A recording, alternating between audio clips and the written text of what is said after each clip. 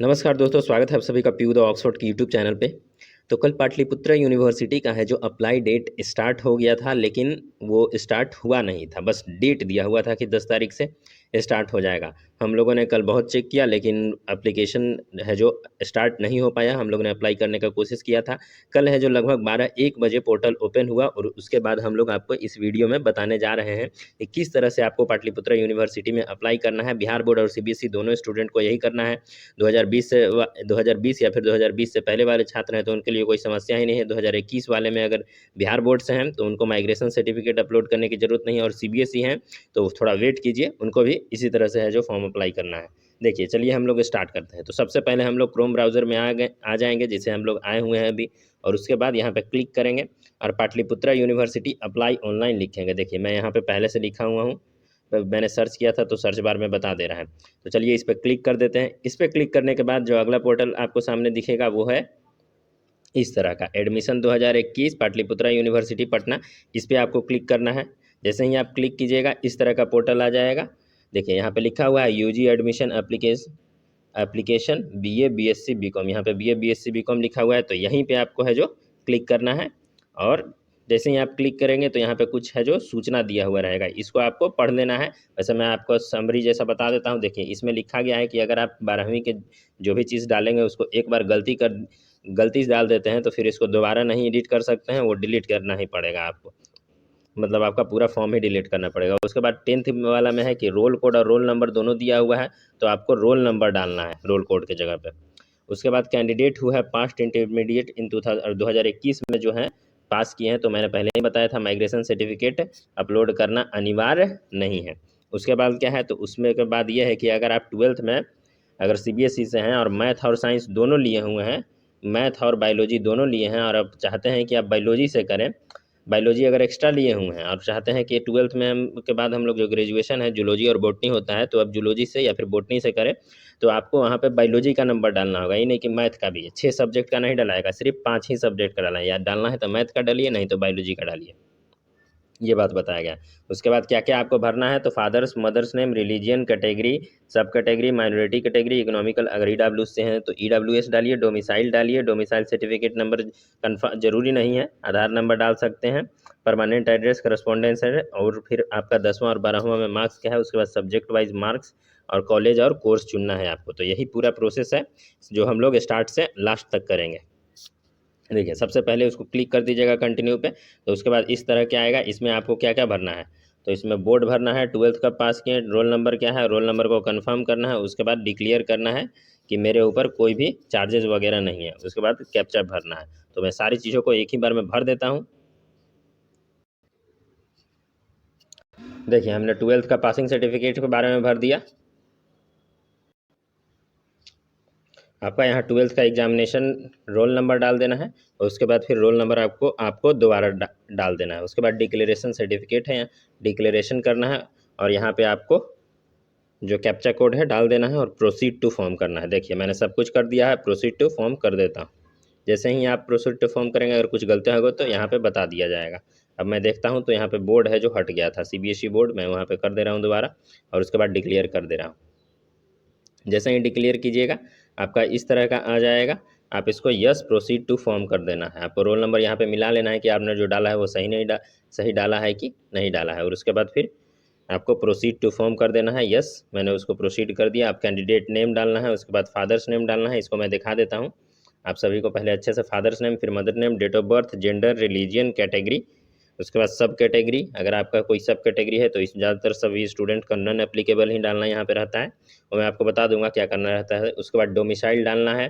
Domicile certificate number compulsory नहीं है, आधार number भी कंपलसरी नहीं है, और उसके बाद आधार से रिलेटेड कुछ भी कंपलसरी नहीं है। फिर एड्रेस डालना है आपको, जिसमें state, district address, pin code डालना है, कोरस्पोंडेंस एड्रेस डालना है, उसको भी सेम ही कर देना है। मोबाइल नंबर डालना है, मोबाइल नंबर को दोबारा डालना है, ईमेल डालना है, ईमेल नंबर को दोबारा, और ये जो चीज़ है इसको सबसे ज़्यादा इस पर ध्यान देना है। उसके बाद फिर एजुकेशनल डिटेल आपको डालना है, 10th का, और उसके बाद 12th का, और उसके बाद फिर आपका फ़ोटो वगैरह डालना है। मैं सारी चीज़ों को आपको डालता हूँ, सबसे एक एक करके डालते जाता हूँ और आपको दिखाते जाता हूँ।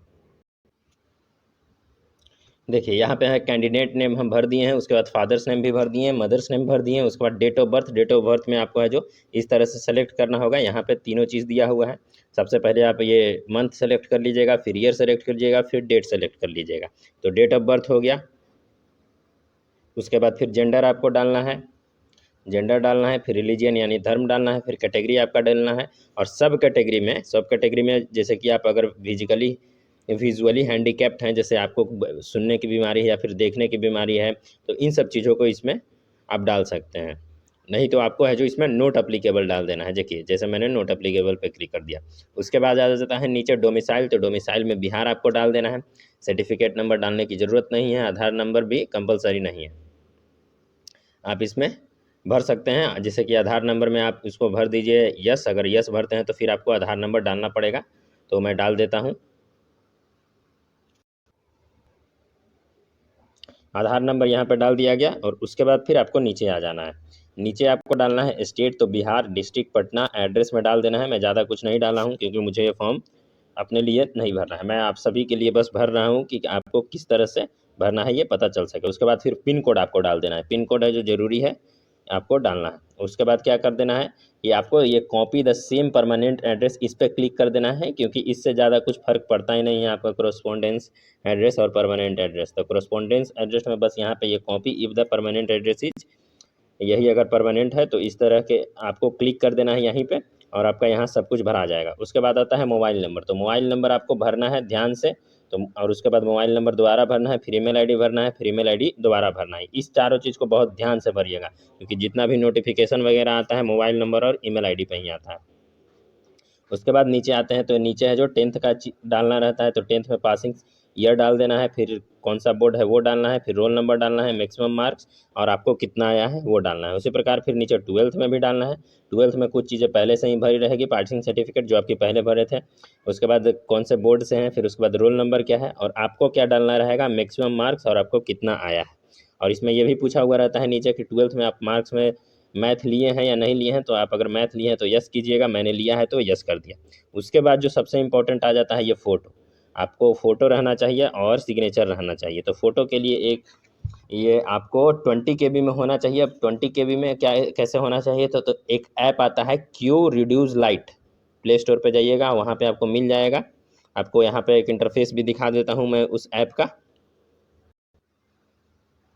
ये देखिए ये जो ऐप है ना क्यू रिड्यूस लाइट है, आपको प्ले स्टोर पे मिल जाएगा। इसमें क्या करना है, सीधे सीधे आपको चूज़ फोटो पे क्लिक करना है और कोई भी फ़ोटो आपको है जो छोटा हो जाएगा। मैं पहले ही कर चुका हूँ इसलिए मैं इसको नहीं करूँगा। देखिए यहाँ पे अब मैं सेलेक्ट करूँगा ब्राउज़र पे और यहाँ फाइल्स पे सेलेक्ट करके मैं फ़ोटो डालूँगा। तो सबसे पहले अपना फ़ोटो मैं डाल देता हूँ। ये देखिए ये मेरा फ़ोटो है जो कि 14 KB में है, अपलोड हो गया। और उसके बाद फिर सिग्नेचर डालना है, तो सिग्नेचर भी मैं डाल देता हूँ। ये मेरा सिग्नेचर है जो कि ये भी 14 KB में है। दोनों अपलोड करने के बाद फिर आपको यहाँ पे यस कर देना है और उसके बाद कैप्चा भर देना है। कैप्चे को भरने के बाद है जो आपको सेव एप्लीकेशन पर क्लिक करना है। जैसे ही आप सेव एप्लीकेशन पे क्लिक कीजिएगा, आपको इस तरह का आ जाएगा इंटरफेस, जिसमें लिखा हुआ क्या रहेगा, थैंक यू फॉर योर, देखिए यहाँ पे मैसेज भी आ गया है, पाटलिपुत्रा यूनिवर्सिटी के द्वारा है जो मैसेज यहाँ पे ऊपर में आ गया था, आप सभी को दिखा होगा। देखिए thank you for your pre application of your application, आपका पंजीकरण हेतु लॉगिन आईडी प्राप्त करने के लिए सफलतापूर्वक कर लिया है, बधाई हो। और यहाँ पे लॉगिन आईडी मेरा बता देगा और जो पासवर्ड है आपके ईमेल आईडी पे भेज दिया जाएगा। तो लॉगिन आईडी और ईमेल जब आपको पता चल जाएगा तो आपको सीधे आगे क्या करना है, click here to login and continue. आपको ये जो दिख रहा है यहाँ पे click here to login and continue पे क्लिक कर देना है। जैसे ही आप क्लिक कीजिएगा आपको इस तरह के आ जाएगा, प्रवेश विवरण 2021-22 एवं अभ्यर्थियों के लिए दिशा निर्देश को आवेदन करने से पूर्व ध्यान से पढ़ें। इसको आपको है जो पूरी तरह से ध्यान से पढ़ लेना है, ये आप सभी के लिए इम्पोर्टेंट है। मैं इसका है जो आपको समरी बताता हूँ। देखिए ये कुछ कुछ नोटिस है जो आपको पढ़ लेना है। आवेदन अप्लाई है जो अब जो आगे की प्रक्रिया है उसको करने से पहले आपको पढ़ लेना है। तो सबसे पहले इसमें लिखा हुआ है कि आपका फ़ोटो होना चाहिए और हस्ताक्षर होना चाहिए स्कैंड, और 10वीं और 12वीं की मार्कशीट होना चाहिए। दूसरा है अभ्यर्थी अपने पंजीकृत हेतु आवेदन पत्र स्वयं भरे। देखिए यहाँ पे स्वयं आपको भरने के लिए बोला भी गया है। पाटलिपुत्रा विश्वविद्यालय के द्वारा अगर नहीं भर सकते हैं, अगर साइबर कैफ़े में है तो साइबर कैफ़े में आप बैठे जरूर रहिएगा जब आपका फॉर्म भरा रहा होगा। उसके बाद फिर ये जो सारी चीज़ें हैं, जन्म तिथि, लिंग, धर्म, मूल निवास, सब आपको एक ही बार में सही सूचना दे देना है। अगर गलत अगर आपको इस चीज़ के बारे में गलत पाटलिपुत्र यूनिवर्सिटी को पता चलता है तो आपका एप्लीकेशन फॉर्म रद्द कर दिया जाएगा। तो दूसरा जो और कुछ इंपॉर्टेंट है, जैसे आप छात्रवृत्ति के लिए इच्छुक हैं तो आप आधार नंबर जरूर डालिएगा। आधार संख्या अगर नहीं डालते हैं तो आपको है जो प्रॉब्लम हो सकता है ये छात्रवृत्ति वगैरह लेने में। उसके बाद है कि प्रवेश संबंधित कोई भी प्रश्न कृपया वेबसाइट पर दिए गए हेल्पलाइन नंबर पर संपर्क करें। अगर कुछ समस्या अभी भी अगर आपको आ रहा है, वैसे आप लोग हमें भी कर सकते हैं, लेकिन उसके लिए आपको है जो काउंसलिंग सर्विस अवाइल करनी पड़ेगी, तो आप यहाँ भी जाके पूछ सकते हैं। उसके बाद फिर आवेदन संपूर्ण रूप से सबमिट करने के पश्चात लॉगिन पटल पर आप लॉग आउट जरूर कर दीजिएगा। जब आपका पूरा प्रोसेस हो जाएगा तो लॉग आउट कर देना रहता है, आप लॉग आउट कर दीजिएगा। ठीक है, ये है जो कुछ नोटिस था। अब अगला जो स्टेप्स क्या है वो देख लीजिए, हम लोगों को क्या क्या करना है। तो सबसे पहले प्रोफाइल अपडेट करना है, डॉक्यूमेंट अपलोड करना है, सब्जेक्ट वाइज मार्क्स करना है, उसके बाद कोटा सिलेक्शन करना है, कॉलेज कोर्स कॉलेज को चूज करना है। ये सब बहुत इंपॉर्टेंट है कि कॉलेज कैसे कैसे चूज करना है। फिर आपको पेमेंट देना है, फिर आपका एप्लीकेशन फॉर्म देखना है और एप्लीकेशन फॉर्म जो है उसको डाउनलोड कर लेना है। ठीक है, इतना देखिए, इतना कर लेने के बाद आपको है जो ईमेल आईडी अपना खोलना है। ईमेल आईडी में आप देखिएगा कि आपको आया हुआ रहेगा पाटलिपुत्रा यूनिवर्सिटी के द्वारा आपका रजिस्ट्रेशन आईडी और उसका पासवर्ड। तो ये आपका रजिस्ट्रेशन आईडी और पासवर्ड आपको मोबाइल नंबर पे भी आ जाएगा या फिर ईमेल आईडी पे। ज़्यादा अच्छा रहता है कि ईमेल आईडी में जाए और यहाँ पे जैसे ही आप क्लिक कीजिएगा, देखिए हमको जो पाटलिपुत्रा यूनिवर्सिटी के द्वारा है जो ईमेल आईडी आ गया है, यहाँ पे जैसे ही क्लिक कीजिएगा आपको इस तरह से खुलेगा। इस तरह से है जो आपका इंटरफेस खुल जाएगा, जहाँ आपको यूज़र नेम दिया हुआ रहेगा और पासवर्ड दिया रहेगा। तो यूज़र नेम और पासवर्ड हमने है जो हाइड कर दिया है, तो आपको इसको है जो इस तरह से कर लेना है। उसके बाद फिर आपको क्या करना है, आपको चले जाना है वही पाटलिपुत्रा यूनिवर्सिटी के वेबसाइट वाला पोर्टल पे जहाँ आप है जो फॉर्म अप्लाई कर रहे थे। तो मैं वहाँ पे चला जाता हूँ, देखिए यहीं पे। और अगर इस तरह से ना खुले तो आप है जो लॉगिन कर लीजिएगा दोबारा। स्टूडेंट लॉगिन में आप लॉगिन और पासवर्ड वही जो यूज़र नेम और पासवर्ड दिया है उसको क्लिक कीजिएगा, तो इस तरह से डायरेक्ट ऊपर आ जाएगा। और उसके बाद नीचे जाइएगा तो आपको प्रोफाइल अपडेट, डॉक्यूमेंट अपलोड, ये सारा चीज़ जो हम बता रहे थे आपको दिख जाएगा। आपको सबसे पहले प्रोफाइल अपडेट में टच करना है और प्रोफाइल अपडेट में टच करने के बाद इसको मिला लेना है कि जो भी आप डाले हैं वो सही डाले हैं नहीं डाले हैं। और इसमें एक और चीज़ ध्यान में रखना है, माइनॉरिटी वाला ऑप्शन दिया रहेगा आप डाल सकते हैं, और EWS वाला भी है जो ऑप्शन दिया हुआ रहेगा आप इसको भी डाल सकते हैं अगर आप EWS से बिलोंग करते हैं। बाकी सब कुछ मिला लीजिएगा, जब देख लीजिएगा सब कुछ सही है तो आपको करना है update profile and proceed to upload photo and signature. आगे आपको फोटो एंड सिग्नेचर अपलोड करने के लिए चले जाना है। ठीक है, तो उसके बाद है जो नेक्स्ट स्टेप पे हम लोग क्लिक करेंगे डॉक्यूमेंट अपलोड। यहाँ पे फोटो पहले से, फोटो और सिग्नेचर आप पहले से अपलोड किए हुए थे। अब चलना है हाई स्कूल मार्कशीट यानी 10वीं की मार्कशीट पे। तो 10वीं की मार्कशीट है जो मैं अपलोड कर देता हूँ। देखिए 10वीं की मार्कशीट को मैं अपलोड कर दिया। इसमें है कि 200 से 200 KB से ज़्यादा नहीं करना है, तो फिर आपको 416 KB में, अभी इसको हम लोग 150 यहाँ पे लिख दिए और क्लिक कर दिए। आपको है जो ये 2 से 3 सेकंड में इमेज को रिड्यूस कर करके आपको सामने दिखा देगा। देखिए हो गया ना, 147 KB में ये फ़ोटो हो चुका है। अब इसको सीधे हम लोग चलेंगे वही वेबसाइट पे ही और देखिए मैं आपको अपलोड करके दिखाता हूँ। ये आ गया 12th का मार्कशीट वाला आ गया, इसको है जो अपलोड हो गया। फिर है जो इंटरमीडिएट यानी 12th, तो 12th का भी हम लोगों ने अपलोड कर दिया। अब माइग्रेशन सर्टिफिकेट के बारे में बोल रहा है, तो माइग्रेशन सर्टिफिकेट को भी उसी तरह से अपलोड करना है कम में। देखिए उसी प्रकार है जो माइग्रेशन भी अपलोड कर देना है, और यहाँ पे माइग्रेशन सर्टिफिकेट नंबर और माइग्रेशन पे डेट, देखिए यहाँ पे माइग्रेशन पे डेट दिया हुआ है और माइग्रेशन सर्टिफिकेट नंबर यहाँ पे रहता है, वो दोनों को डाल देना है। और उसके बाद क्या आ जाना है, अगर आप कोई कैटेगरी से बिलोंग करते हैं तो आपको कैटेगरी सर्टिफिकेट आपको डालना है। उसके बाद फिर अगर EWS से हैं तो आपको EWS भी करना है, और उसके बाद फिर सीधे करना है अपलोड फाइल एंड कंटिन्यू। आपका जो फाइल है वो अपलोड हो जाएगा और उस फिर है जो आपको अगले स्टेप में जाना है। अगले स्टेप ये खुद आ जाएगा, देखिए 10+2 स्टडी स्ट्रीम सिलेक्शन आपको यहाँ पे कर देना है।